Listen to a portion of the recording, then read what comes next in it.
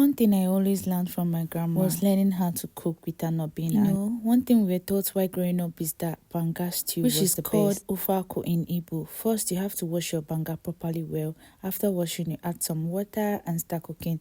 You get your protein ready. Once my banga was ready, I have to raise it again before pounding. I know some people see this as the stressful part, but to me, it's never stressful.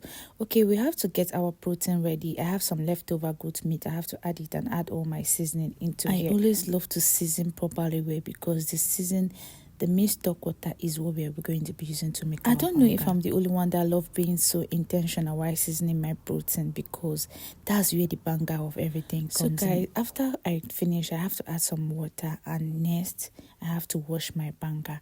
I know some people say this part, but to me this is the part I was taught how to wash the banga. So it's kind of very stressful, but it's easy for me to do because I know that I'm the one that washes from beginning to the end. Add a little bit of warm water so you can be able to wash as much as you want. Then once my protein is ready, I turn in my banga.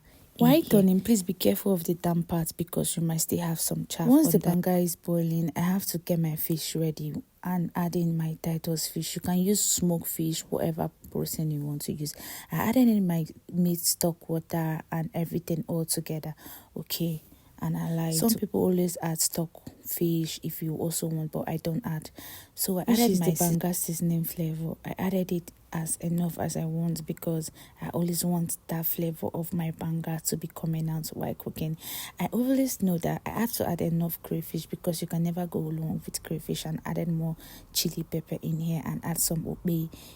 I don't know if I'm the only one that love this seasoning cube, and also I can't even go wrong without using plantain to dilute this meal.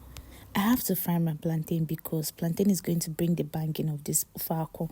So once I finish, I added some scent leaf and cook it again. You see how thick this banga is. You can also make your own lighten. Some people does not love it thickening like this, but so if you notice yours is still thickening, you can lighten it up or loosen it up. Okay, so you can never go wrong without not using some scent leaf to make everything comes out properly well.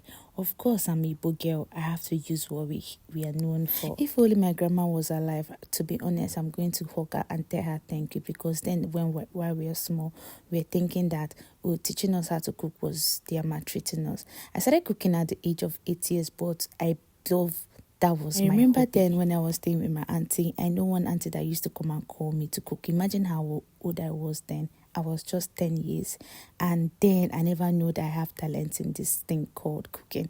Obviously, I have to taste my meal to know if the banga of what I made was given. Of course, once it's given, I will eat. And I always love to cook what I eat. I'm gonna bye. See you on my next video. If you have not dropped a comment and like, please do well.